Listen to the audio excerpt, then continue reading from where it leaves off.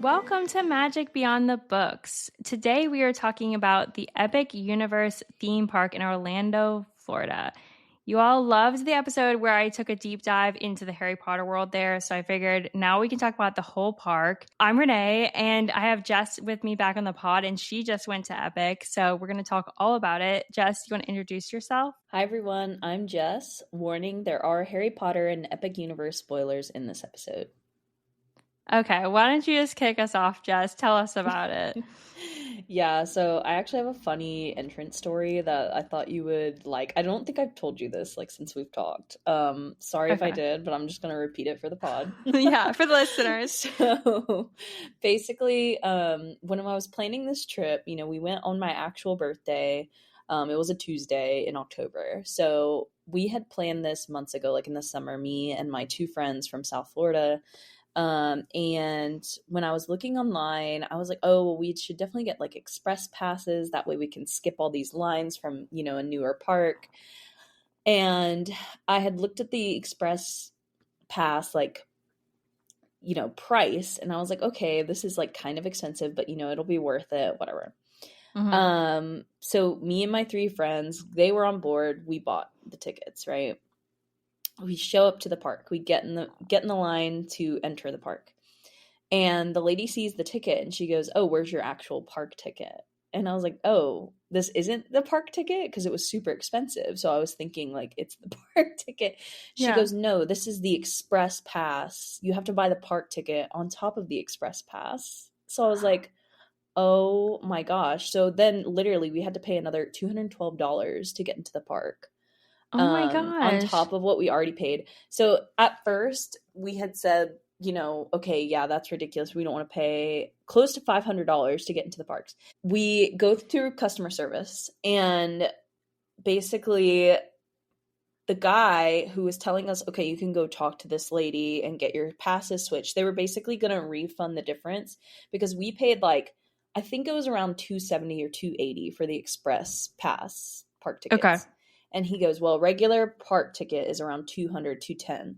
So he goes, oh, but he was telling us which counter to go to, but he goes, oh, but honestly, if you can swing it and buy park tickets, I would do that because our wait times for all of the rides have been over 3 hours the last 3 weeks. And he was like, if you are trying to get the most out of your visit, you should keep your express passes and just swing it and buy park tickets. So then me and my friends are like, oh my God, what do we do? Do we refund? Do we get, and so we just had this huge argument with each other in front of this customer service lady. And she was not even very friendly and stuff. She was not helping us. Anyway, so we ended up swinging it. My friend Alex was like, you know what? Let's just do it. Whatever. You're already there. Okay. Exactly. And it's we are literally about to walk into the park. And we were like, well, even if we switch over, we don't want to be standing in line all day. So we ended up swinging it. So yeah, I paid about $500 to go to Epic Universe. Okay.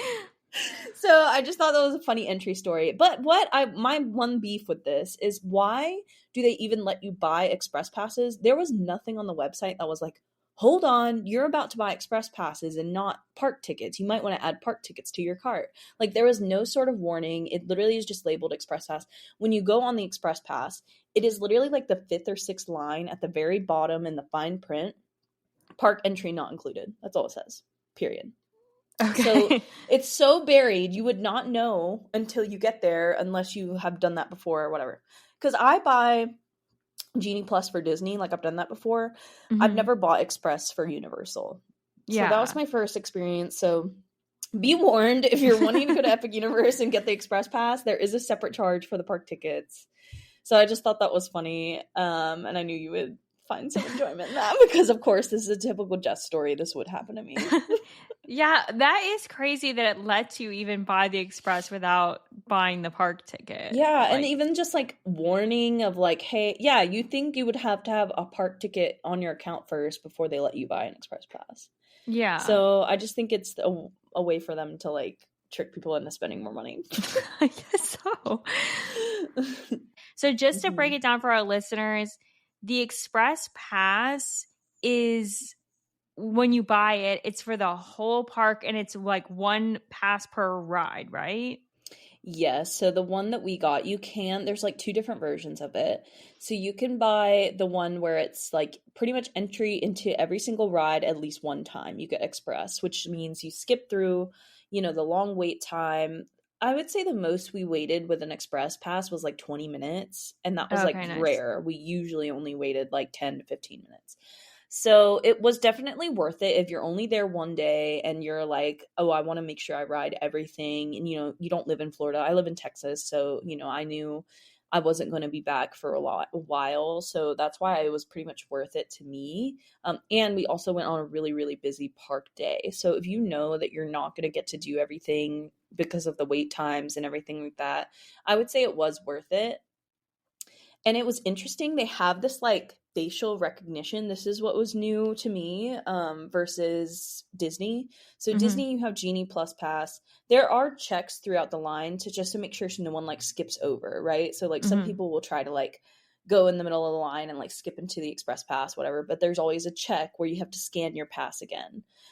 So just like Disney, there's a couple times throughout the line where you're like re-scanning your express pass to make sure like you're in the right line. Mm-hmm. And there were some like when you enter Epic Universe, they like take your picture kind of like the Yeah. airport when they're checking your ID. So it's like a facial recognition picture. And it was funny because I smiled for that picture and I did not remember doing that. And so then throughout the line, it wouldn't recognize me because I wasn't like, I obviously had resting bitch face because I was like hot and whatever. So it was funny because the first couple times I was like, why isn't it working? And if it doesn't work, they just scan your pass and it's fine. So I had to have like a screenshot of my express pass like on my phone at all times. But then later through the day, I started like smiling for them and they were like, oh, you're good. So like if your facial recognition thing works, which it didn't 100% of the time, but most of the time it was fine, you pretty much just stand in front of like a camera that's like in the middle of the queue, and then they Mm-hmm. tell you like you're good, you're good, you're good. So it is like, I think it's going to be a little bit faster. I think maybe they just need better facial recognition software or something, or it's still a fairly new park, so I think they're working out kinks with all of that stuff. Mm-hmm. But it was kind of cool because they had that, and it was really easy to just like walk in line. It recognizes your face, and then you can keep going. And there's an easy fix if there's not, if it doesn't work. Yeah, and did the express passes apply to the like most popular rides, like the Harry Potter ride? Yeah, we got everything. So it's Okay. like 10, and I think there's only 10 rides and experiences in the whole entire Epic universe. So we had a pass for everything. We did not use everything because, it was like Constellation Carousel. I was with, we're all grown adults, so we didn't want to go on the carousel. So we didn't Yeah. use that one. The shows, you get express pass for the shows, so you don't have to wait in the lines for the shows, and you get, I think, special seating. Mm-hmm. So yeah, it was like pretty much everything.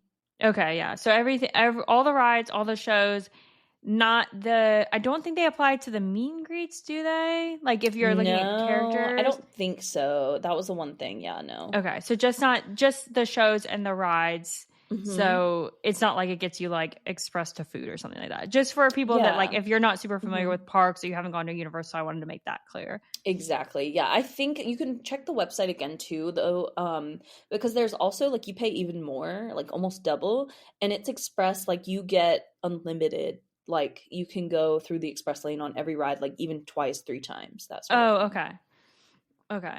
That's super nice. Yeah. Hmm. Yeah. Okay, should we talk about the worlds? Yes. Yeah. You want to, of course, start with Harry Potter. Well, we can start with Harry Potter or we can start wherever. Do you want to go like around geographically or do you want to just talk about whichever one you want to talk about first? What do you think?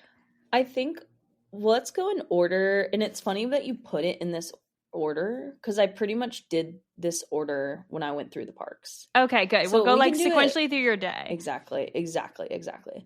So, first thing when we get in, after we had the whole ticket fiasco, we said, all right, cool. I'm glad we like swung it and we're here, whatever.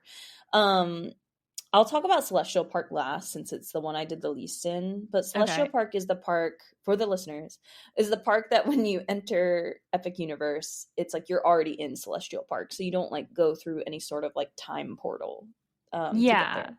Yeah, Celestial Park, if you're picturing this and you can like look at a map, but like this is a what's called a hub and spoke model Hmm. park. So instead of being like a circle or like multiple circles or something, it's more like the middle hub is Celestial Park, and that's kind of like the theming of the park that's like the cosmos, and it's like I guess it's supposed to be like this Chronos portal, Constellations. like that. Yeah, that takes you from Mm-hmm. space to like into these worlds.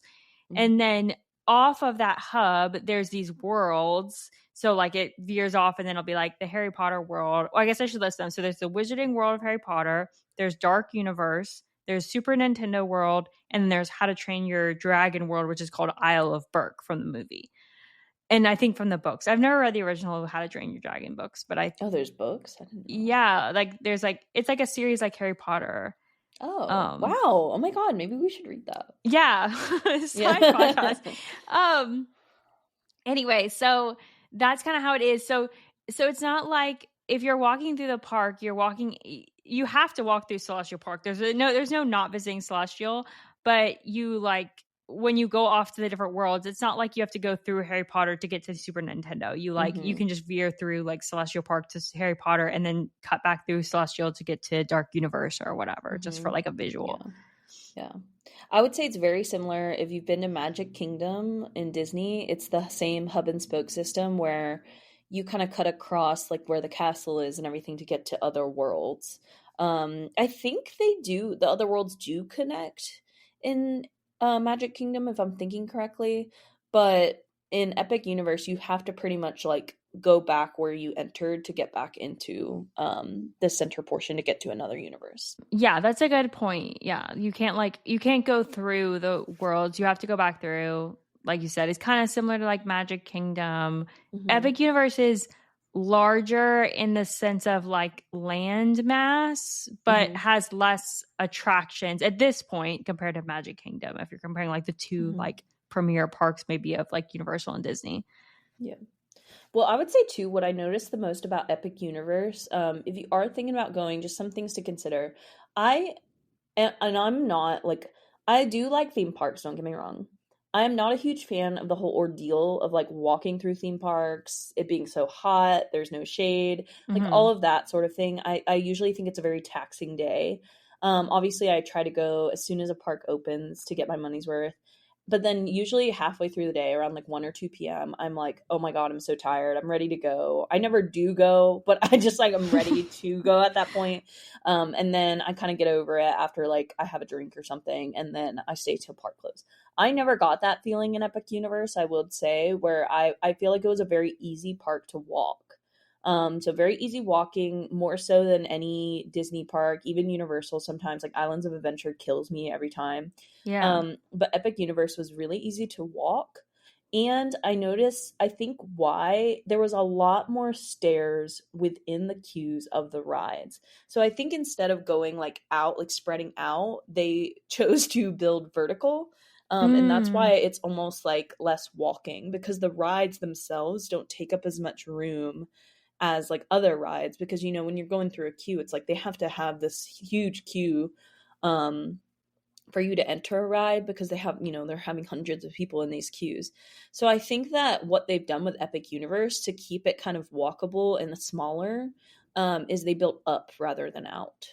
Yeah, that makes sense. So I don't know if you noticed that, Renee. Well, I guess you had a stroller, so maybe you were taking like elevators and stuff. Yeah, we had to like kind of sometimes I think we had to walk a little bit more. Like if you have a stroller, if you're like, you know, using something with wheels, you're probably gonna have to take some of the like longer routes versus taking stairs. But they do build up and down, because like Super Nintendo World is like one that I think about a lot. With it's not even a ride, but like where it's multiple like levels. Yes, and within ride queues, they are multiple levels. So I noticed too, like if you like, I was like thinking like, oh, if we had like a wheelchair, you know, if my dad was there, we would be having to take all these elevators or different routes and stuff. So I didn't really see that part of it, but I will say just make sure you know if you're going that there are stairs. It's not like strenuous. I wouldn't say it's like, you know, really bad, but there are stairs, a lot more stairs than in any other theme park that I've taken.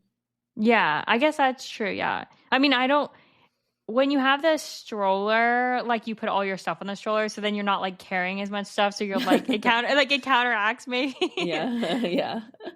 Nice, yeah. But yeah, so okay, so let's get into Wizarding World of Harry Potter. So Mm-hmm. this world, for the listeners, if you haven't been, is based on the Fantastic Beasts movies where they're like in Wizarding World Paris of the 20s. But the only thing that's like weird is so like it's all like 20s Paris themed except for the ride, which is themed for like the 1990s Ministry of Magic during like the Harry Potter books time. Are you at all bothered by the whole thing? Like the concept of it?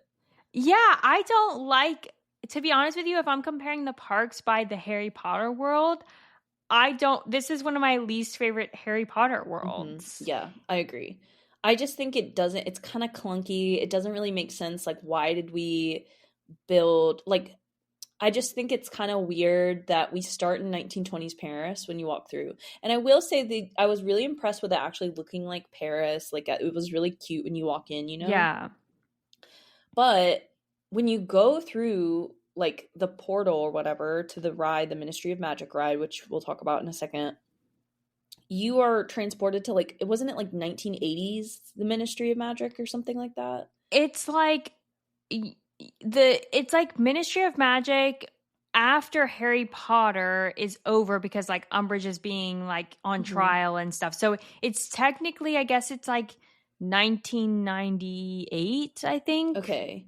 And it's the British Ministry of Magic. Like, Yeah, so you're not supposed to be even going, like you're like going in the future and to a totally different different country. country. Yeah. Yeah, exactly. So that's what I was just kind of bothered with. Like, I think they tried to smush two different like Harry Potter worlds into one, and it doesn't work at all. Like, it Yeah. doesn't, plot wise, doesn't work. Like, The experience story, wise, it yeah. was kind of cool. Like, yeah. So if you're a hardcore Harry Potter, aka us on this Harry Potter Harry Potter podcast, podcast. I mean, I can see you not really liking it because we clearly don't like it. I just think it doesn't make sense, like, plot wise. If you did not see the Fantastic Beast movies, which I think a lot of people have not, they wouldn't really get it.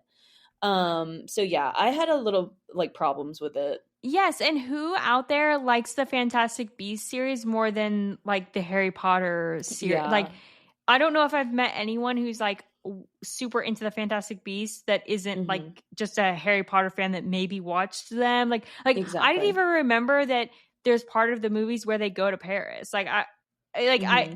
it's not even like the Fantastic Beasts are all, the whole thing isn't in Paris. Like a lot of it is in America as well. So it Hmm. like it's just, I feel like it's very weird theming. I will say though, the Ministry of Magic part when you go in the ride Hmm. is so Incredible. amazing. Yeah. Like incredible, so done, so well done. It is huge. Like pictures don't do it justice. Hmm. Whether you're going to ride the actual ride or not, go into the queue. Like you can tell them, I'm not going to wait in line. Like I'm just going to look, and you kind of like go around and see it because it is massive and is so cool to see. Yeah. Yeah. I do have written here the ride queue was better than the ride to me. Like the queue, Yeah. like actually going through, first of all, it's like that beautiful effect of the tile when it's like green and it's like ombre.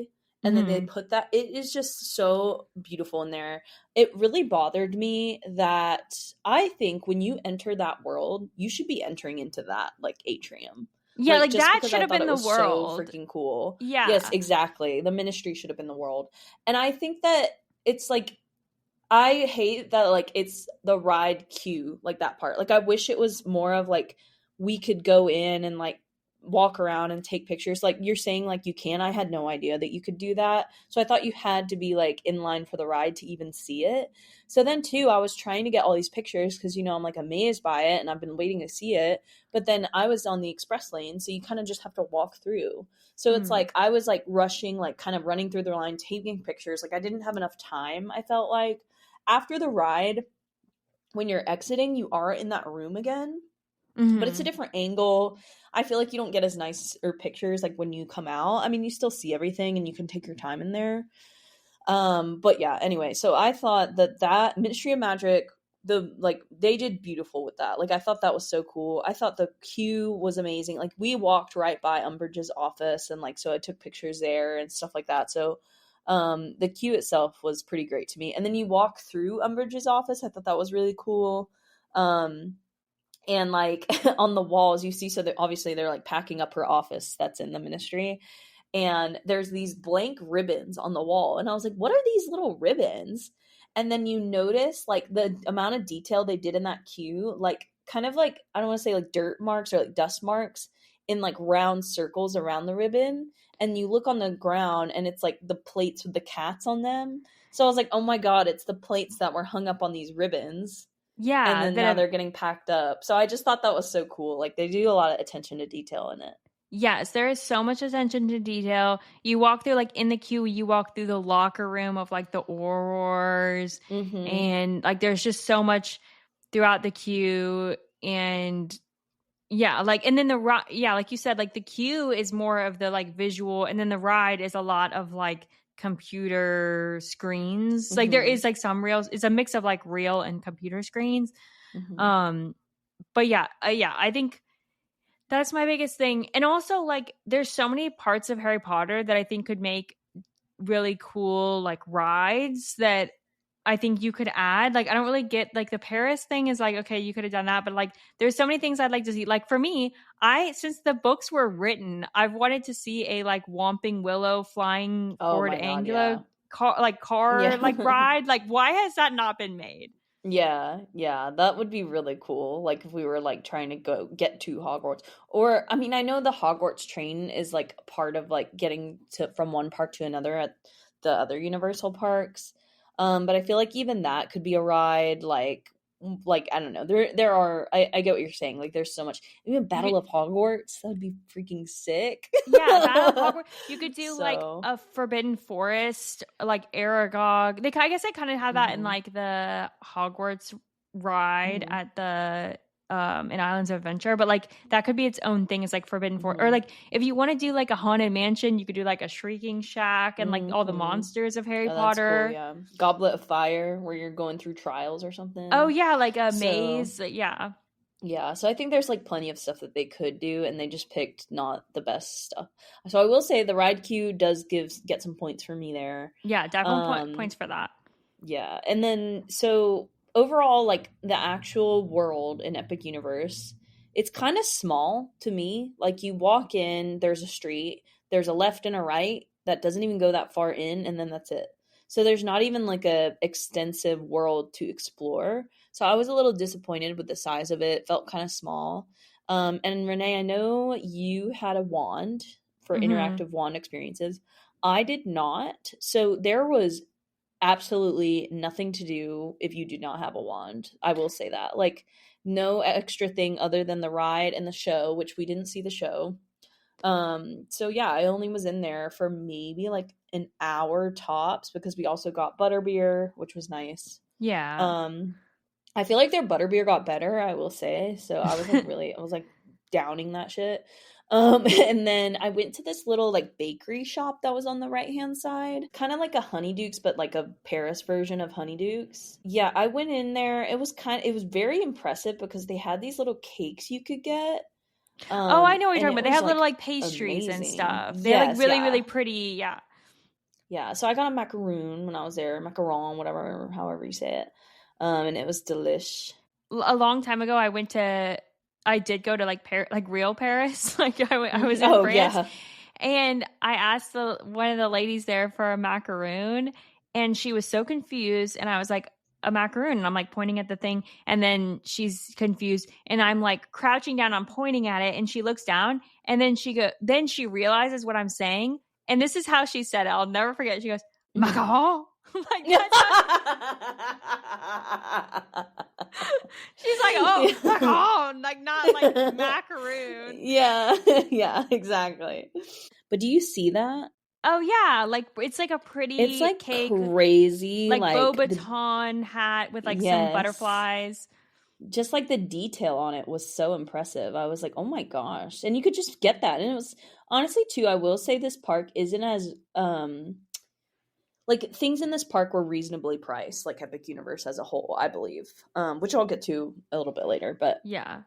but yes, I wish I got to see the show now that we like missed the last show because we were basically wanting to do all the rides first to make sure we did everything, and then we were going to do the shows at the end of the day, which did not work out for us because I'll just tell you now, How to Train Your Dragon, the Untrainable Dragon show, I was really, really upset. The last 2 shows of the day they canceled because they were having technical difficulties. And I Oh, will yeah. say a lot of the stuff, I think this is the risk you run when you're going to a park that's pretty recently opened. There were a lot of technical difficulties like throughout the day. So even like when we were riding the Ministry ride, it broke down halfway through. So Yeah. like we were stuck for a second in the middle of it, so it kind of like lost its luster. But even like the ride itself, I wasn't too impressed with like again, it didn't really make sense. Like a lot of it is like Umbridge saying she wants to like go like be on Lord Voldemort's side and whatever. And like it's just so funny to me because I'm like, in what world was Umbridge ever on Lord Voldemort's side? Like she Yeah. was always like it was about like I'm Crouch so and glad you said that because like I feel like more people are not putting this out. I'm like, what is like, she was never like a Death Eater. She wasn't no, like, she's just a power hungry bureaucrat doing her own exactly. thing. Like, she's not here Yeah. like trying to bring Voldemort back. Yeah, no, she was like a ministry, like, and if anything, she was like really against Voldemort, like, but she was trying to like bring order or whatever, and she herself would turn to like dark magic to like create order and stuff. That was her Mm-hmm. whole thing, was like she wanted to, yeah, she was just a really crooked politician, I would say. She was Yeah. never like a Death Eater, didn't want Voldemort back. So it was just really stupid too, because I felt like people who didn't even watch Harry Potter made this ride. I was like, what is going on here? And I'm surprised that J.K. Rowling was like, yeah, sure.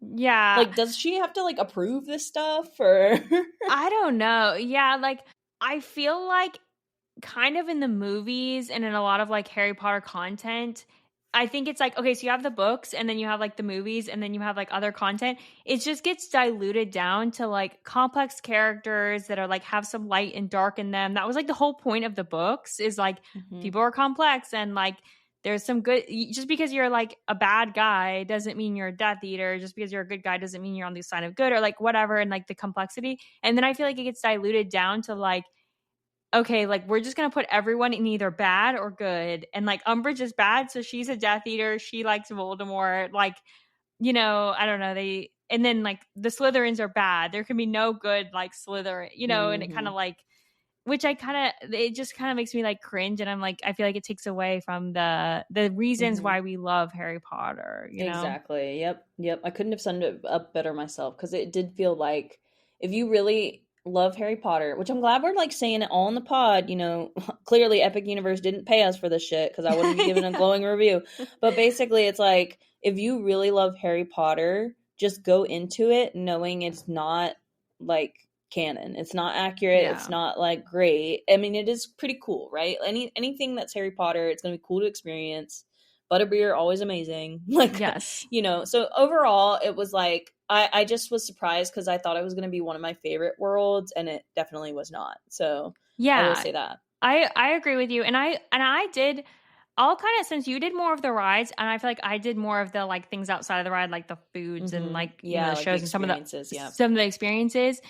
The wand stuff is fun to do, but it also, like, again, with the technical difficulties, some days it's Mm-hmm. like not really working as well, or like doesn't the center. But the wands are also beautifully designed. It's like very aesthetic.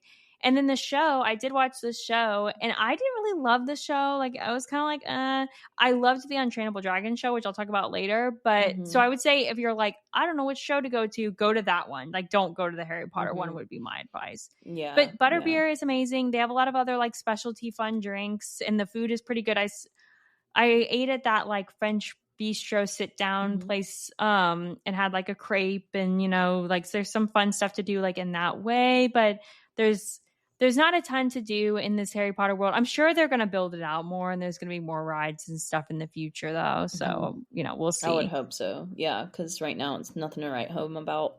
Yeah. I will say we did at the end of the night, we walked through when it got darker and we went into that back alley kind of. And there Mhm. was a cool, I don't know if you did this, Renee, but there was like a portrait that would talk to you, and it actually was like Like, commenting on like what you would say. Yeah. yeah, like It was it's like a like real really, person. it's not just saying like standard stuff. It's like you in the green shirt, like it's talking to you. Yeah. Exactly. Yeah. So we were walking by and I was eating my macaron and she was like, "Oh, is that lovely?" And I was like, "Oh, yeah." And it was so funny because my friend Alex, she came up to me and she goes, "Oh, how did it know that, like," or I had my little birthday pin on too. Oh, yeah. So she also said happy birthday. And she goes, "Whoa, how did it know it was your birthday?" And she goes, because I have eyes, darling." So it was just so funny because it was so sassy and we were so like thrown back by it. And so then me and Brittany were like talking to it for a while and it was really cute. She was like, "Oh, did you enjoy your day? What else? What have you done?" And we were like, "Oh, what do you recommend we do?" So then she told us to go see, oh my God, I'm blanking on the little name of the creature with the big eyes. What is it? I forget. From Oh, Fantastic a Beasts. demiguise?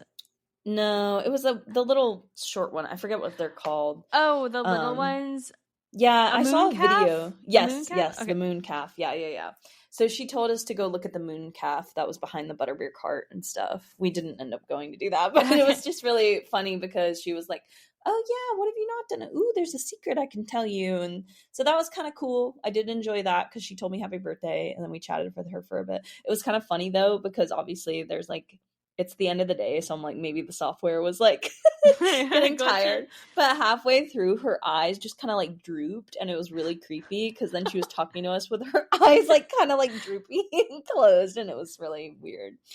But Did yeah, you see so any actors roaming around, or is that only the weekends? I can't remember. Like aurors not and in Harry students. Potter. No, I didn't see Okay. anything in Harry Potter. In Dark Universe, I did though. But yeah, Okay. Should we go over to Dark Universe? yeah, actually, that was the next one. So anyway, review of Harry Potter, mid. I'd say Okay. the ride was pretty like okay. The ride queue was amazing. The world was too small. The butterbeer was great.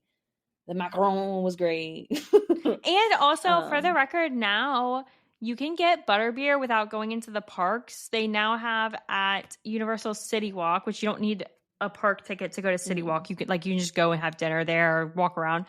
They have in their like Universal store, there's like this section kind of towards the back that they have butterbeer, and it's like I think they have frozen and liquid. Maybe they have hot there too. Maybe. So I feel like one of the big things was like, oh, going to the parks to get butterbeer, and now you can get it outside of the parks too. So just sharing that little fun yeah, fact. that's nice. Yeah, no, I didn't know about that. So Dark Universe. This ended up being one of my favorite worlds, and I was not expecting it at all. Like Mm-hmm. I was just like, oh, okay, Dark Universe. Well, first of all, I don't really like scary things. Like that's my whole thing. Like Halloween Horror Nights, I've been several times, hate it every time. Like I just don't like to be scared. But I do like creepy things. Like I like creepy things as long as they're not like jump scares and stuff like that. Yeah. So Dark Universe, one of my favorite worlds, and I was not expecting it. Monsters Unchained was the best ride in the whole park to me. We rode it Mm-hmm. twice. I don't think you rode this one, right? Mm-mm. My husband rode this twice. He likes that one. Yes. Yeah. It was to me one of the best rides in the park. Just because like the way it was done, it was kind of like I don't know, like think of it like Hogwarts Castle type seating, Mm-hmm. but it was more open. And it was like smoother because that Hogwarts ride now like makes me really sick. Yeah.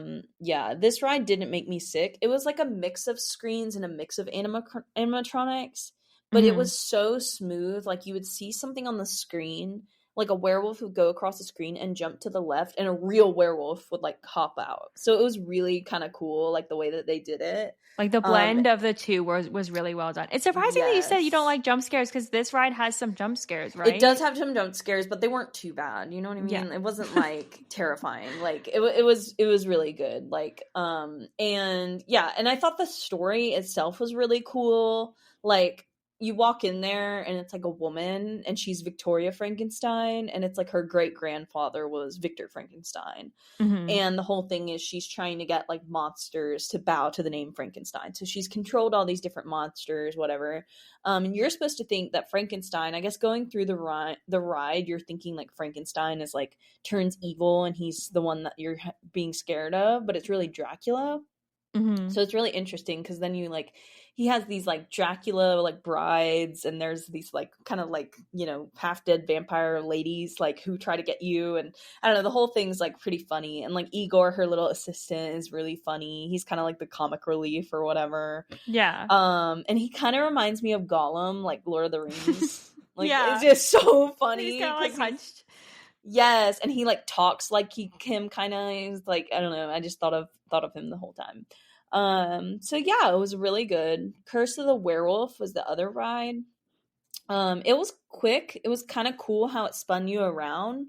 For those listening who have been to Disney and Epcot, kind of like Guardians of the Galaxy, like where you're spinning and it's kind of like a roller coaster. Yeah. But it's out in the open. It's during the day, so you can see everything. So it's kind of funny because when you turned, you could like see other people on the ride, and you're just like staring at them. So that was funny. But you're also like spinning, and you're on a coaster, so it was really interesting. But it was just too quick. Like to me, I wouldn't have waited as long. Like I was glad we had the express passes because we kind of just walked on that one. Yeah. But it was so quick. It would not be worth like an over 2 hour wait. Yeah, I heard people suggesting not to go on that ride, saying like their main complaint was that it was too quick. Is like Yeah. I think that's the biggest complaint about that ride. Not so much like the Mm-hmm. ride itself, but just that it's like to wait so long. Mm-hmm. And that's Yeah. and that one, like you said, that one was an outdoor like roller coaster, whereas if we didn't make this clear, I feel like it should be, but like the Monsters Mm-hmm. Unchained is like inside, like you're, you know, Yes. looking at screens and they're like moving you around on that like arm thing. Yeah, yeah, and it was really cool. Um, and then the other things, like I think those were the only two rides actually in Dark Universe. But when we got there, by the time we were getting into that world, it was like lunchtime, so we actually went to Das Steakhouse and we ate there. Mm-hmm. Really cool ordering system. Like I feel like they really had that down now. So really you just walk in, you sit at a table, and there's a QR code on the table, and you scan, you order on the app, and they bring it to you. So no more waiting in lines, no more like confusing, is this the pickup place you pick up your order, or like that sort of thing.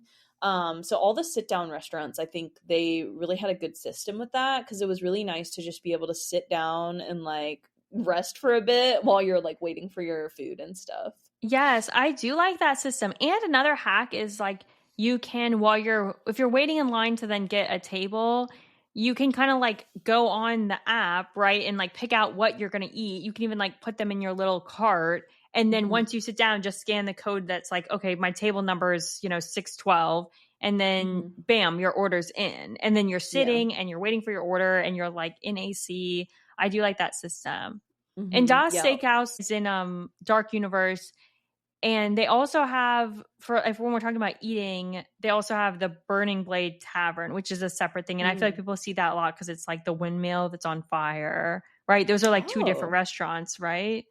Yeah, I didn't see that one. I didn't know there was another restaurant in there. Yeah, it's kind of like tucked back. Like you have to go past, like if you're walking in Curse of the Werewolf is like on your left, and Monsters Unchained is like to the right. It's like Mm-hmm. back down this like back way. That there's nothing else there. I don't think it's just like Oh, the you know, we did tavern. walk around. I Yeah. saw it, I think, but we didn't go because I was like, oh, it's just another restaurant, so we didn't like go back there.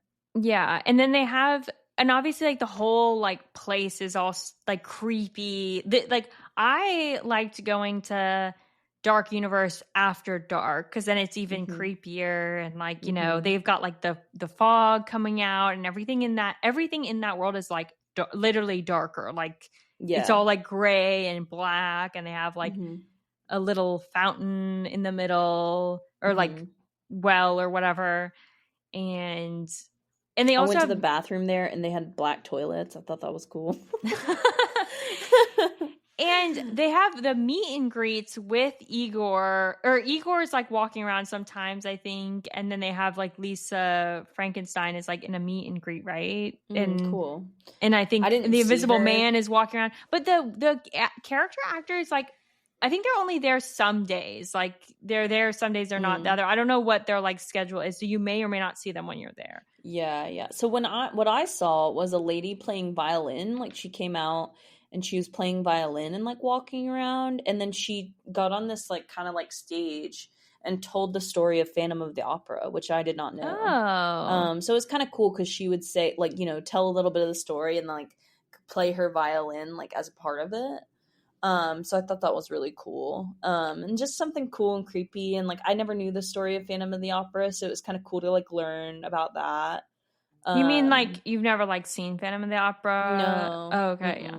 did not know anything about it. So that was really cool to like learn a little something. And it was like cool and Yeah. creepy. And yeah. And then she like, when she was done, she like came out and was like walking amongst people and like playing like, any like scary song or like horror theme she like knew on violin, and she would like play different things.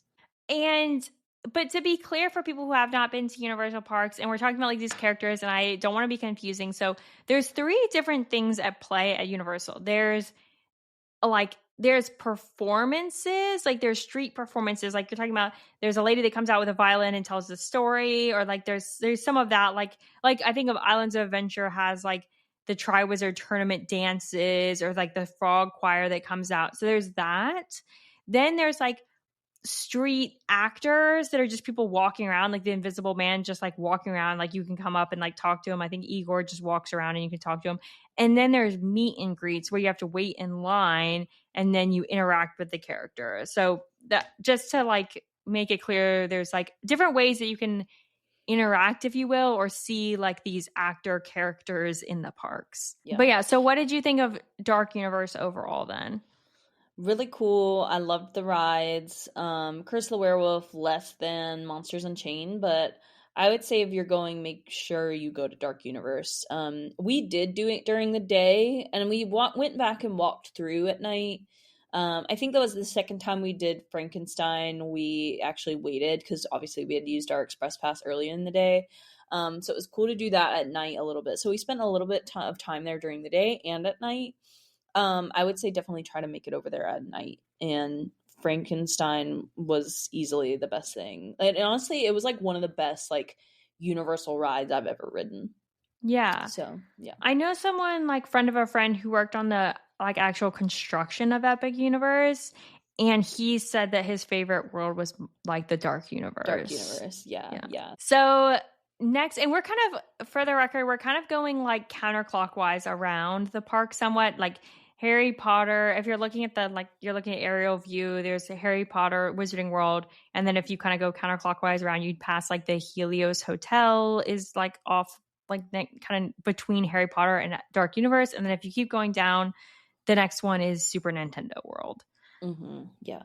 So Super Nintendo World. I feel like this was the one I feel like you were most excited to see before you went, yes. right? Yes. And it lived up to every expectation. I just super like I grew up playing Mario games, like any Mario game, Super Mario Party, regular Mario, like Mario, like I'm talking about like N64, like. Oh yeah, have to blow on the cartridge when you like put it in. Like the kids these days don't know. Yeah, they don't know, but yeah. So grew up playing Mario, and I just loved all of the. It was a great ode to anyone who grew up playing Mario games. Like I will say, something I don't know if you know. Do you know what Pikmin are? Like, have you heard of Pikmin? They're like these little colorful like things with like flowers on their heads. Oh I don't yeah, know I know what they are. I didn't know them. that's what they're called, but yes, yeah. Yeah, so it's just so funny because I had no idea that they just had little Pikmin cameos like throughout, like hidden.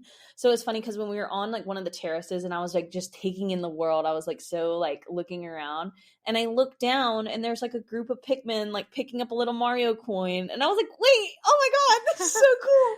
And it was just funny because like both of the people that I was with, they did not even like they played Mario games and stuff, so they knew Mario, but they had no idea what Pikmin were, and like they're not as like into Mario as like I am. So it was just crazy because I was like freaking out the entire time we were there.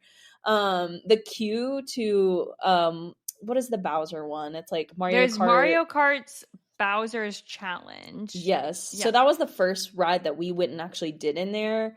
The queue is amazing. Like you go into Bowser's like office or lair or whatever, and the funniest part about it to me is like the books that are in this like queue where it's like it's supposed to be like his library, right? So on the book spines there's like titles of things and it's like blooper ink and its uses and like the shy Koopa or whatever, and it's like just so funny because it's like all these like funny little titles that like if you knew the games and you know the characters, it is just hilarious. So really loved it. And then too, like when you go, like there's a big Bowser's like chair, and there's a picture of Peach just like on the armchair, and it's just so funny because obviously he's like obsessed with Peach, and there's pictures of Peach like throughout his like queue and stuff. Have you seen the Super Mario movie, the Nintendo one, the like animated one that just came out a few years ago? Yeah, Jack Black, yeah. Yes, so funny.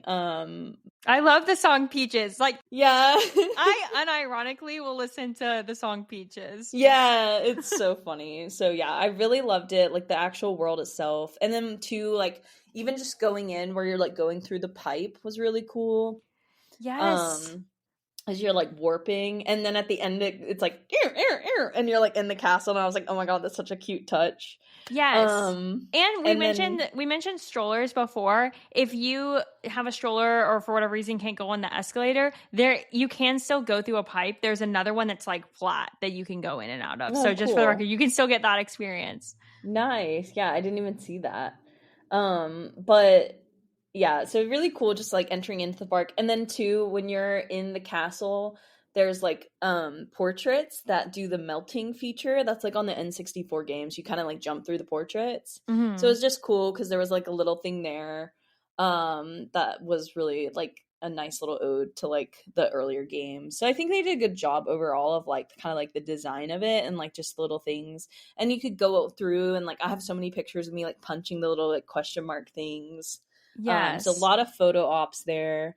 I did not get a power up band, which I know you did. So the power up bands you can buy, and then they have all these like interactive games. It's very similar. It's like the Nintendo version of like the interactive ones in Harry Potter world. So there's all these games, and then you collect these keys if you play the games and you win the games.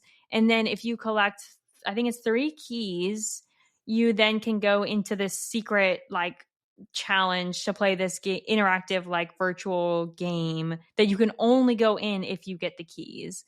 And also separately from the keys, you're also like getting points. So whatever your band is, so if your band's like the Mario band or the Princess Peach band or the Yoshi band, whatever band you have, you're like on that team, and then you can look on your app and you get points, and then you can see like Team Mario, like so everyone else in the park that has like a Mario band, you guys are all on Team Mario, and you can see like your team's points as well. And you can connect with other people like that you went to the park with and see like what they are getting and like compete with each other that way.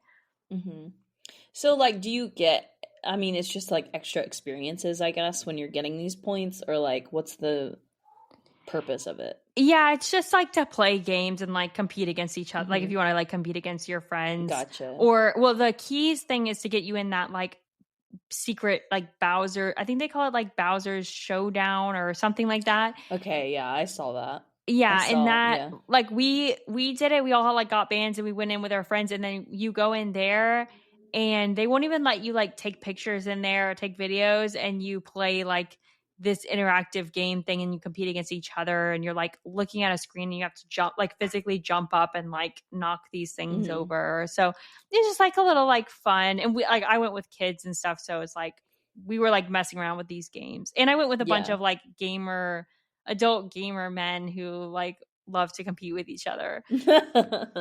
Yeah, that's nice. So I will say not having a power up band really changes the experience, because kind of like how we talked about there wasn't much to do in Harry Potter without a wand. Same thing, kind of. I mean, there was a lot more to see in Super Nintendo World, so I thought that was like, it was like cooler to like walk around and just kind of explore stuff. But yeah, you could definitely tell there was so much to do with power up bands, so if you don't have one, you kind of missed out on some of it. And I will say, like, when I went, it was definitely the busiest park, like, throughout the whole time I was there. And I think it is because it's the most, like, kid friendly. And when you have the power up bands, like, your kids just want to stay there the whole time because they're, like, doing so much stuff with it. Yes, I'll say like this world to me is the most immersive, where you're like, it looks like you're in a whole different world. It looks like you've like jumped into the video game world. Like you can't even, because the walls are so high, you can't see like the outside world. There's no trees, like everything is Nintendo. So that is super awesome. Secondly, though, I think this is like the most like overstimulating world. That like Yes. annoying music is playing the whole time. There's a million screaming kids. It's like it's kind of a lot. So like I kind of have like a ticking timer on like how long I can like stay in this world. Yeah. Yeah. Speaking of overstimulating, this like the Mario Kart Bowser's Challenge thing, the concept of it, amazing. The actual execution is like actually wild. Like, so you go in, you get kind of like did you ever ride the Ratatouille ride where you kind of have like goggles and stuff too? Yeah. It's kind of like a 3D-ish ride. So you have like instead of goggles, you go through and you get this like weird like hat contraption thing that you literally I had to take down my hair to put it on. First of all, I don't think like you need to have a ride where you're making people like literally take things off their like head. take their like ponytail out and stuff. Yeah, literally I had to take my clip out and I was like annoyed by that, and my hair was like slick.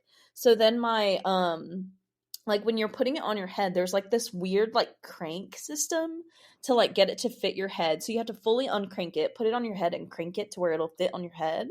But then by the time it was like on me, I would literally like let go, and the front part of it kept falling like down into my eyes because my hair in the back was so slick. So it wasn't like gripping my head, and it was just super annoying the whole time.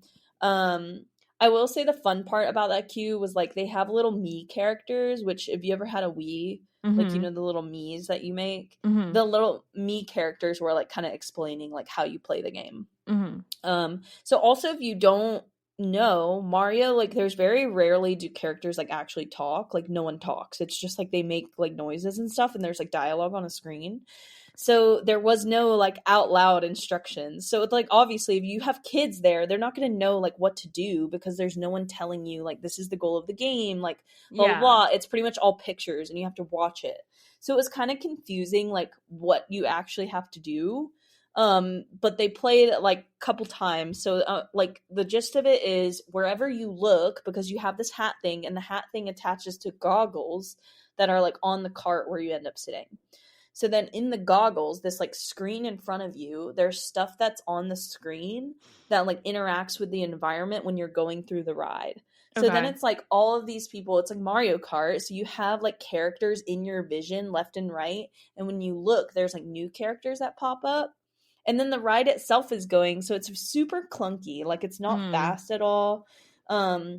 You're going through, it's hard to know like when you're actually shooting stuff. It's hard to know what you have in your pocket, like shells or coins or bananas or any of that stuff.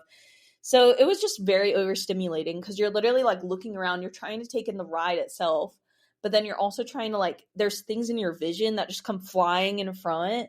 And then they're like colliding kind of like, because, you know, in Mario Kart, there's a lot of like crashes and stuff. And it was just a lot. It was a lot to look at. I did not know what I was doing. Like halfway through, I just kind of stopped playing because I was like, okay, like I'm just going to like let it happen. Yeah. And then you also have to like steer. You have to like turn the cart. And if some people in your cart are not turning the right way, the cart like goes slower. So I think that's why it was clunky, is because, you know, I had like a kid in my cart, so he didn't know what he was doing. So then it was just like, you know, like it was really weird. Like, so I think there were too many moving elements. The helmets were uncomfortable. It was overstimulating. So again, a ride that was like the queue was amazing. The ride itself wasn't so great. So hopefully they fix it because I think that it was just too much. Yeah, and that ride is separate from the Minecart Madness ride. So Mario Kart Bowser's Challenge is one ride, and Minecart Madness is the one that's like I've seen a lot has been popular because it's the like jumps the track kind of thing. Well, it like looks like it jumps the track. Yeah. Exactly. And so going to that, I had no idea whatsoever. So it was really cool to be surprised that there was like a Donkey Kong world. Yeah, like, it's like its own little like part of it. Yeah. I had absolutely no idea. We were just like back in that corner and I was like, oh, what's back here? Turn the corner. There's like a huge Donkey Kong world. And I was like, what? Like, that's crazy.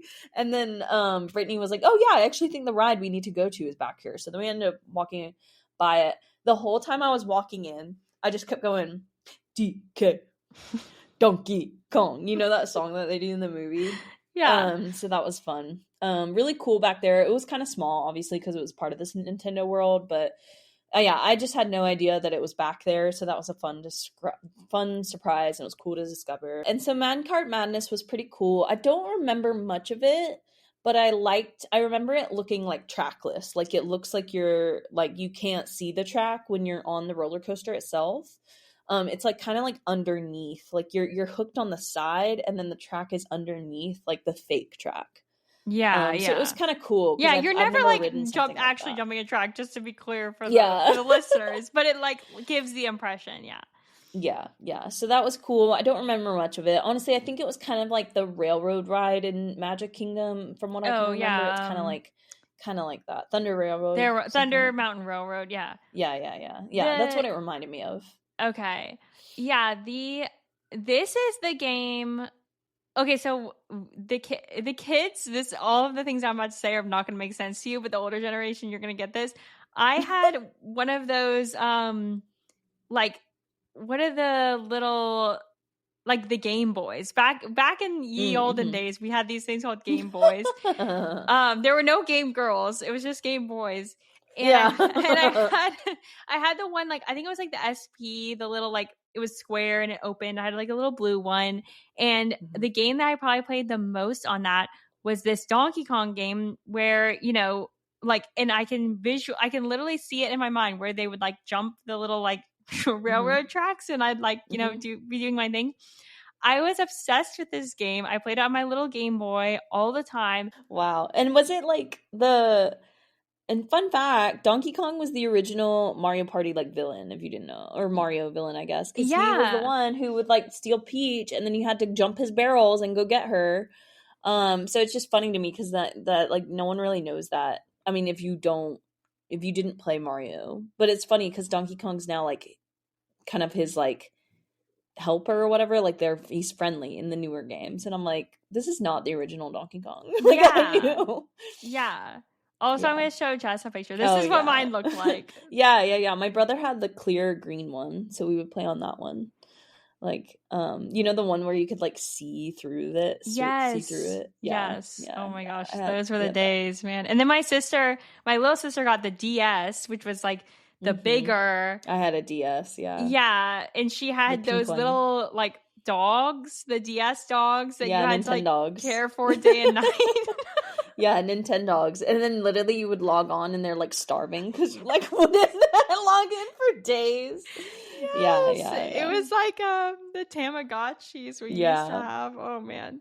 So funny. But yeah, if you're I watched this video and I'm so sorry I don't remember where I saw this. I would give this person credit, but someone did a breakdown of all the movies you should watch before you go to Epic Universe to be prepared. Like they were like, okay, watch Fantastic Beasts and Harry Potter and the Order of Phoenix to be prepared for like Harry Potter World. And they kind of talked about like the movie for Nintendo World, but then he's like, it's more about the games, I feel, than like the movie. And if you just watch like the newer movie, you might not gonna get you definitely won't get all the references from the games. Yeah, and it's hard to play every single Mario game because there's like 30 million. Yeah. So yeah. I did do the little Yoshi ride, I will say. And the Yoshi ride is kind of like a people mover, kind of like it's like a slow ride. Like you can take kids on it. It's definitely for children because me and my friend did it and we barely fit in that little Yoshi. And it was so funny. But yeah, so I think it's like a little kids ride, and at the end, I just have to share this story because it was so funny. There's like a thwomp, which is like that big stone thing that drops down and like smushes you in real Mario games. But I think it's like what they were trying to do is like get kids used to like being scared on rides and being like, but see, it's okay.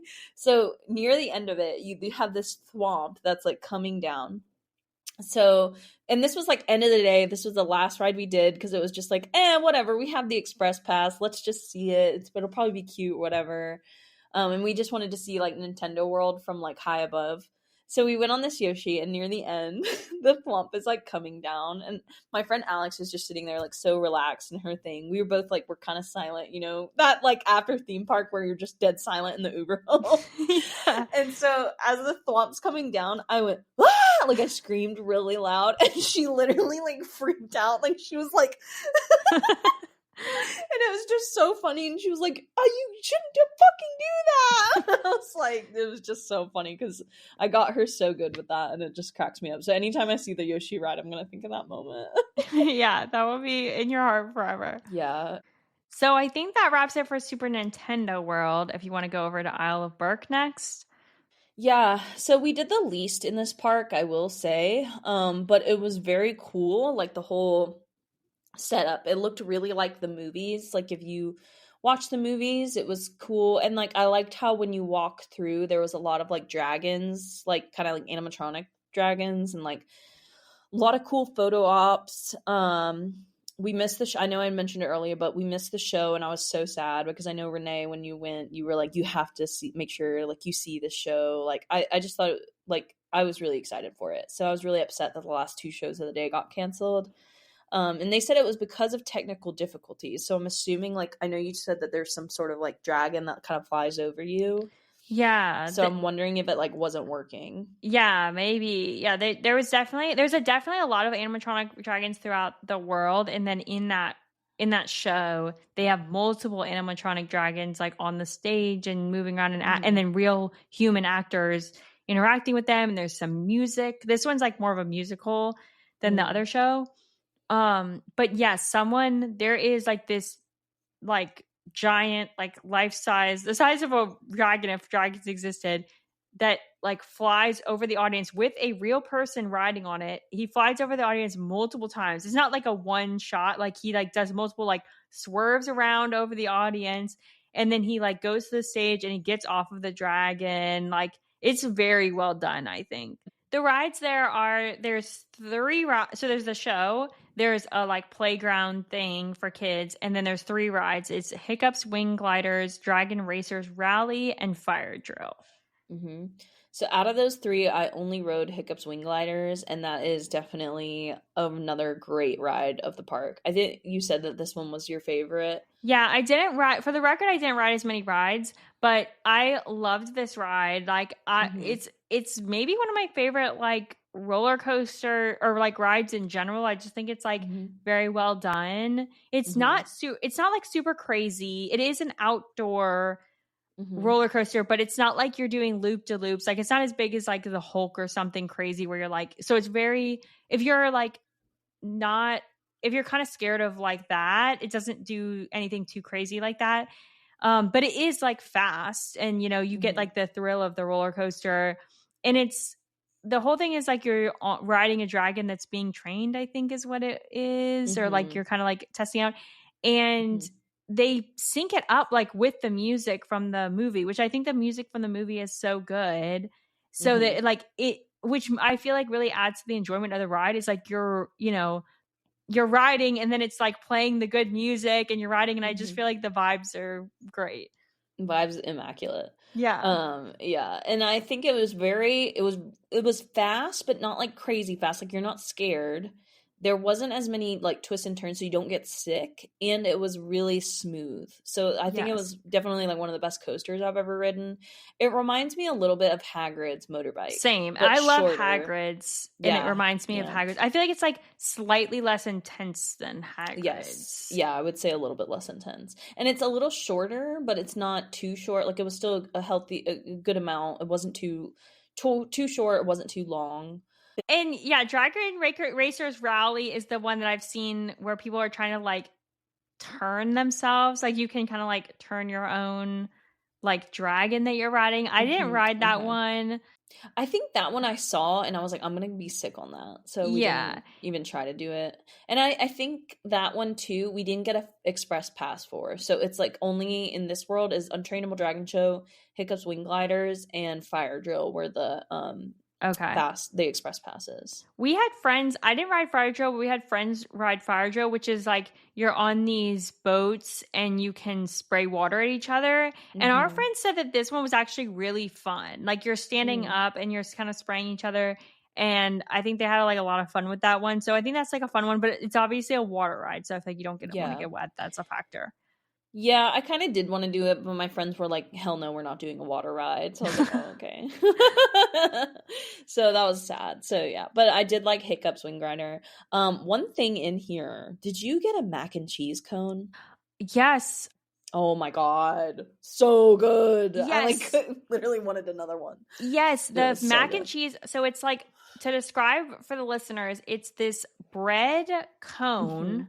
Just think of the most delicious bread you've you could ever possibly eat, and it was that and stuff with mac and Yes, cheese. and stuff with mac and cheese. And there's a couple different versions where you can get like, I think there's a spicy one with like pulled chicken or something, and Hmm. there's like, I think there's Yeah, pulled pork, and then there's one with just mac and cheese with like some goldfish. goldfish on top. Yeah. They're Hmm. so good. It's easy. It's a good one for like theme parks because you can hold it in your hand and walk and eat it. You can Hmm. you can maybe eat it with like just your mouth, or you can use like a fork and kind of scoop it out. Hmm. But it's so tasty. I loved this. This was one of my favorite Hmm. things that I ate at the park. Yeah, yeah, for real. Mac and cheese cone, you have to get it. Like, whether you're getting in, you get it during the world, or you're on the way out of the park, you have to try it because it just the bread was even just so delicious. And yeah, I was not expect. I just got the plain one, and then I think my friend Brittany got like the veggie one or whatever, and then Alex got the pulled chicken or yeah, I think it was pulled chicken. So I tried a little bit of hers and it was really good, but I just got the plain one. And I got like I was not expecting goldfish in it, so it was kind of cool because it was like it was a little extra, a little. I Something. didn't understand why there were goldfish in it, I think but it it's was kind of supposed to cool. be like, because they're like a Viking community, and they And they like they fish or eat whatever. fish, and fish is like a Yeah. big part of their diet. So it's like that, Hmm. but Well, that's even the whole premise of the third movie is that there's no more fish, so they have to like find an island where there's like more fish or whatever. yeah, Right? Isn't exactly. that like the point of the third movie? I think that's what I I'm thinking think of. it might be I think in general they're outgrowing their island with their population Hmm. and like, all the things. Yeah. But Yeah. yeah, I loved those mac and cheese cones. I would recommend that. It's a good like quick, easy. We ate that as Hmm. like our lunch. Like I got like the one with Yeah. chicken or whatever, and Yeah, like they're pretty big too. You could definitely have it as like your meal. yeah. Hmm. Um So, and then also in this world, they have meet and greets as well with a couple of the like characters from the movies. And you can do the one thing I would say I didn't do that I would like to do, like if I went back, is take my son and go do the Toothless and Hiccup meet and greet, because they have Mm. like a life size like animatronic like moving Toothless dragon that you can meet. And I've seen videos of the Hiccup, and he like does the same voice as the actor, and they're like Oh wow. committed to their roles. Like you talk to them and they'll be like I saw someone make a video and they're like, tell us a fit check, and then he's like talking about the things on his outfit.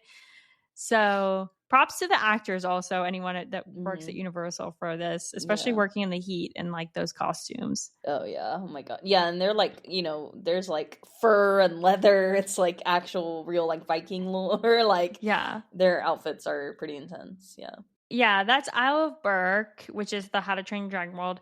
And then that's the last of the like separate worlds. And then the last is, or I guess you could, Celestial Park is technically its own Hmm. world, but it's like the park Hey, it's your theming. first and last, baby. You gotta Yeah, walk through that. Yeah. exactly. So last is Celestial Park, which has two rides, the Stardust Racers and the Constellation Carousel.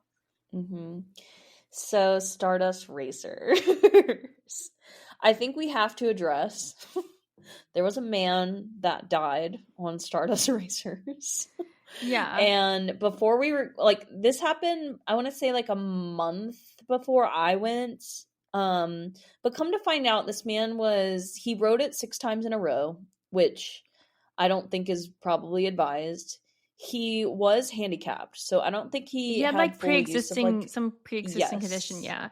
Yes, so he passed away. I mean, I could imagine it being some sort of like heart, like you having like some sort of like heart attack on it because it is pretty intense. And for you to ride it 6 times in a row like that, I couldn't imagine. It's like So, hard on your like head and your neck. yes, yeah, I could definitely see you having issues like doing this. But anyway, I think that they were saying it's like his pre existing conditions were the reason. But regardless, that's all I'll say about the whole thing. But basically, we were in the parks about like I want to say a week or 2 weeks after it reopened, because it had to be closed. It was under investigation, all this stuff. But they ended up reopening it because they were like, there's technically nothing wrong with the ride, and it wasn't the ride that did that. So they reopened it. But I will say the entire time that I was there was only like it was like pretty much walk on. So I think everybody was like scared. Yeah. Yes, I think people were scared to ride it. Which, you know, me being with the two people that I was with, they were definitely like, we're gonna ride this sucker as much as we can because it's like there's no line.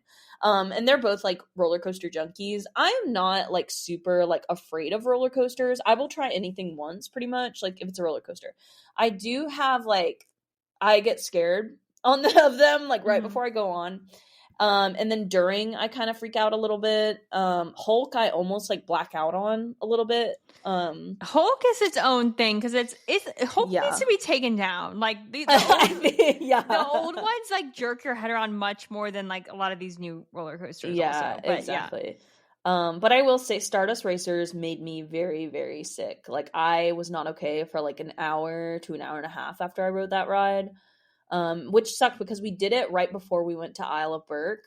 So that's what actually that mac and cheese cone is what really shout out mac and cheese cone really brought me back to life. Because after Stardust Racers, I will say if you love roller coasters and you don't get sick on roller coasters, you will love that coaster. But it is just way, way, way too intense for me. Like I will never do it again. I will say Stardust Racers, towards the end, I felt like it kind of gave me like a headache a little bit. So I had like a mild headache afterwards. But in general, I think I like enjoyed it. And I went with other people that like really liked it. But it's two rides technically. There's the yellow side and the green side. From what I hear, it seems that the green side is more intense, is what people say. And the yellow, I only rode the yellow side. Yeah. So I rode the yellow side. Thank God I did because I still got sick on that side. And what did it for me, like there's a part where you're kind of like spiraling down. So it's like you're going upside down in a spiral and you're also going down. That's the part after that. I got so sick and like I was still on the ride, you know what I mean? So I was like, oh my God, hang in there, Jess, hang in there. Yeah. And then at the end, it's kind of like did you ever do Slinky Dog Dash? No, I haven't done that one. It's like that's like the kiddie ride and like the kiddie coaster or whatever in Toy Story World, but like at the end it's like this fun little like up and down, like it's kind of fun, right? Stardust Racers is like the extreme version of that. So you're like like up down up down up down. You're literally getting like thrown into the air and then you're whipped back down so quick and then you're thrown into the air and then you're whipped back down. It was like way too much. I was like, oh my God, this is like terrible. So that's definitely like if you're like a roller coaster junkie, it's definitely the most intense at this park. Yes. And I would say if you do ride it, I didn't get a chance to do this, but it'd be cool to ride it at night because it's all lit up. And also the two sides like go around each other, which is cool. Like, so you can see like when you're on the yellow one, you can see the people on the green one as you're going and they kind of like loop each other and stuff. So it is like, I think it's for all the like outdoor coaster rides that I've seen, it's one of the most like visually like interesting, I think. But yeah, Stardust Racers was like I didn't do the Constellation Carousel. Yeah, and then the Constellation Carousel is the only other ride in that, which is cool. It's all like lit up at night. And I would say for carousel, I would never like ride a carousel at a theme park. I'm like, oh, whatever, a carousel.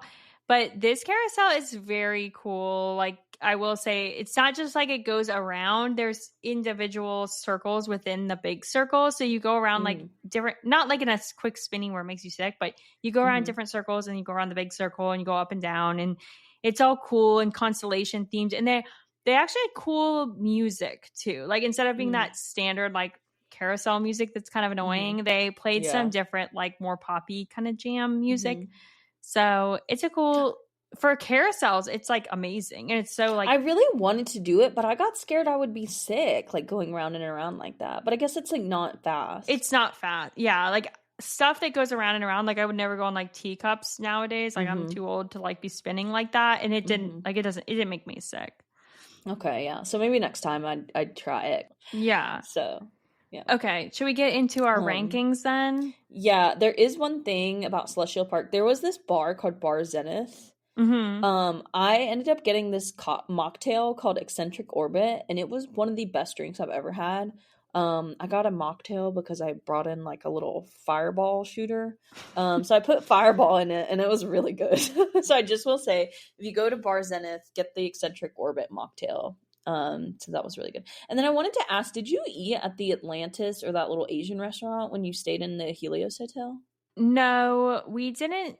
We didn't end up eating at Atlantis. I went with some people that were like more picky eaters, so we kind of Mm-hmm. like they wouldn't have liked like the Asian or the seafood like Mm-hmm. restaurants. Okay, We gotcha. ended up when we were the day that we went in the park, we ended up eating at the Oak and Stone, I think it's, or Oak and Barrel, whatever there's like a barbecue restaurant in Celestial Park, and I Mm, would recommend it. It was really good. They had like cheese bread and cornbread and like a bunch of like really like actual good barbecue for like a theme park. We were really mm. surprised. Yeah. Yeah, I will say all the food I had was pretty good. And it's like, because, usually you pay so much money for theme park food and it's not good and you're just like upset. I will say things were still like kind of expensive, but it was worth it. Like, it wasn't like I paid $25 for like a chicken skewer thing and like they had mashed potatoes and I had like carrots at the Doss Steakhouse place and it was really good. So, Yeah, the food and the drinks are definitely worth really it. good. Yeah, Like yeah. it's not your theme park where it's like stale fries and chicken fingers that are Exactly. like hard to get down, but you paid like Exactly. $30 for. So Yeah. you're gonna get it down. Yeah, Yeah. exactly. It was like really good food and drink. Okay. So let's go into rankings. So let's say our five worlds. So there's five worlds. How would we rank them from best to worst? Hmm. So I just want to say I went off theme instead of the rides. Like I will say this is like not taking into consideration like the rides that are in the worlds, but just the worlds itself, what I enjoyed the theme of it. Okay. So my first best to worst, you said, right? Yeah, let's do best to worst. Okay. My first was Super Nintendo World. Okay. Great themed. My best I said was Isle of Berk, the How to Train Your Mm, Dragon. Isle Berk's my second because I thought it was really well done. Yeah, I said the best stuff to do here. They're like the macaroni thing, my like Hmm. favorite ride. How to Train Your Dragon, I think in general is underrated by like the general Hmm. public. More people should watch these movies. They're so well done, and the live action Yeah. is like almost a shot for shot Hmm. remake of the animated, and they're both Hmm. great. And it's family friendly, but not as packed as Super Nintendo World, where it's like Hmm. overstimulating. So those are Yeah, my and I feel like it reasons. was bigger, way bigger than Super It's Nintendo more World. like spread out. Yeah. Yeah, yeah, yeah. So my second was Isle of Berk, just because and both of the people that I went with had never seen How to Train Your Dragon. I'm like, what? They're like kind of the best movies ever. Like, it's a really good series, and like, I'm surprised more people don't know about them or like watch them. I'm like, it's actually a Yes. really great like trilogy, They're so well done. They're so good. and they're so And emotional. Like, I cry. yes, and the first one got like a 98% on Rotten Tomatoes. Like it's a good Well, which is movie. very hard to do. Yeah, yeah. And it's also too like if you're like a pet lover, it's definitely like tugs at the heartstrings for real. If you're like, yeah, because I feel like it's like he found his like pet, and it's just like yeah. It's like yeah, it's emotional. It's like an interesting story, like plot lines that you kind of don't expect. Like it's Mm-hmm. just it's I can't say enough about it. Like it's a great movie. Mm-hmm. Yeah. Okay, my number three is Ministry of Magic. Just because it was kind of cool, like the Harry Potter world. Obviously, I'm gonna like a Harry Potter world. And again, looks wise, it was pretty cool. So that's why it's my number three. Yeah. Oh, I didn't say my number two, but my number two was New Super Nintendo World. So we were Oh, like just sorry. flipped on that. We flipped. Yeah. Yeah. Okay, good. But yeah, because it's most immersive. I don't like the music is annoying, but Hmm. been being so packed and the sun beating down on you, like you're like in the Yeah. sun, but it's still like so cool.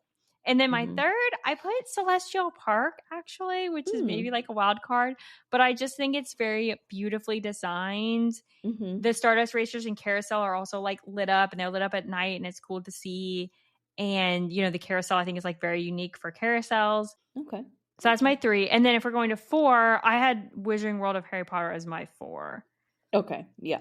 I And put Dark Universe as four, okay. kind of because like I did see most of it in the daytime, so maybe it like ruined my experience in that way.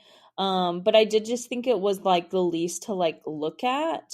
Like Mm. I loved the rides, but it was like not as like Oh, that's cool. Like, you know what I mean? Like, not as much to like look around and like explore and look at. It was just kind of cool themed, but not as much like interactive stuff.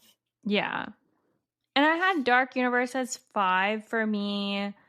I didn't do as many rides when I went, so like I might have ranked it differently if I had got done more of the rides. It just was a 5 to me, even though like other Mm-hmm. people probably would probably rank it as number 1. So this is just my Mm. opinion. Yeah, yeah. I put Celestial Park as 5, but I think just because I didn't spend as much time. I mean, obviously it was like the main part, so we would always go back to it, but then we would like, go into another world. So I did not spend as much time in Celestial Park. I did like it though. Like walking around at night was really cool. I just think there was obviously more stuff to do in the other worlds. But I did like the theme of it, and it's really pretty. I almost wish, did you say that there was some sort of like light show that you went to? Yeah, at the end of the day, there's like for me that it was at 9 p.m. when the park closed or Mm. something. I don't so it might change by the day, but there's like a light and fountain show. Okay. See, like that was like when my friends were on Stardust Racers. I was like, oh, okay, I think there's a show at 9, like by the fountain. So I'm gonna go get a seats. There was like kind of like soft fake grass. So people were like literally laying down and like taking naps and stuff. So it was Yeah. kind of nice because like once the sun goes down, it's a really great place to kind of like catch your breath. And if you're like waiting on people to just go like sit and like listen to the water and kind of chill. So, should we say our top 3 rides?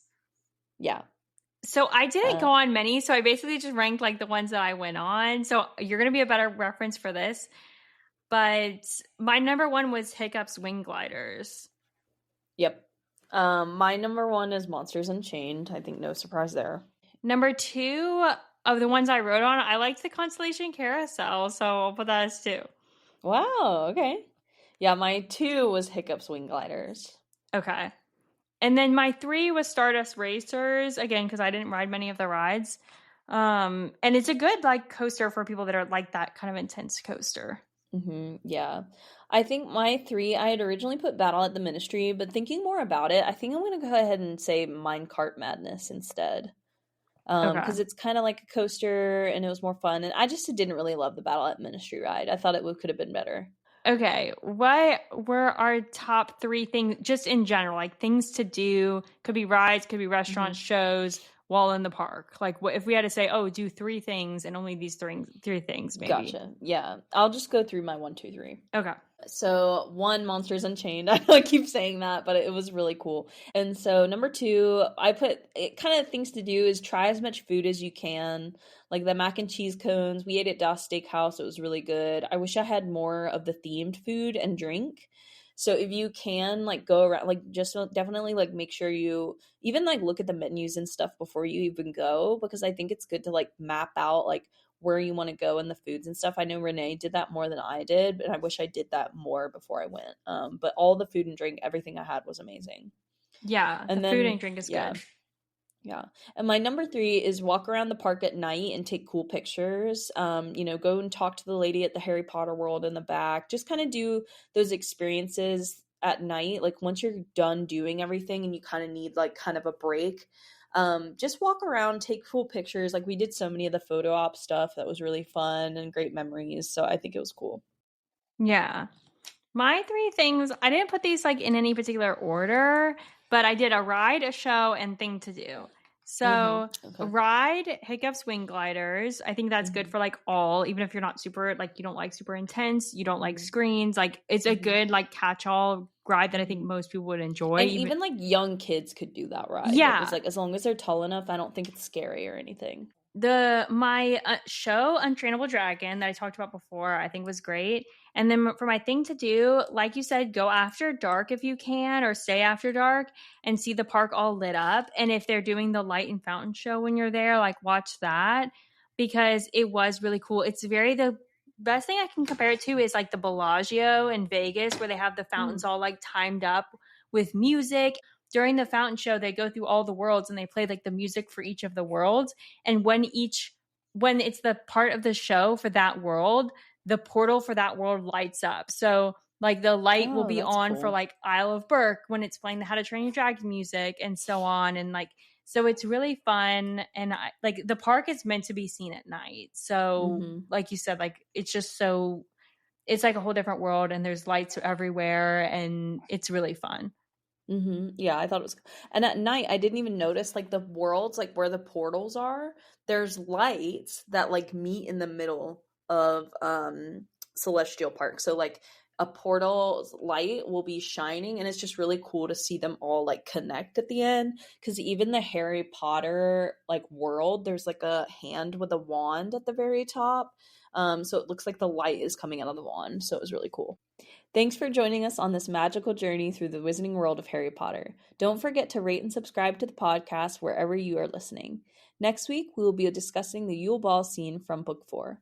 Until then, happy reading, happy listening, and may all your fantastic beasts stay in your briefcase.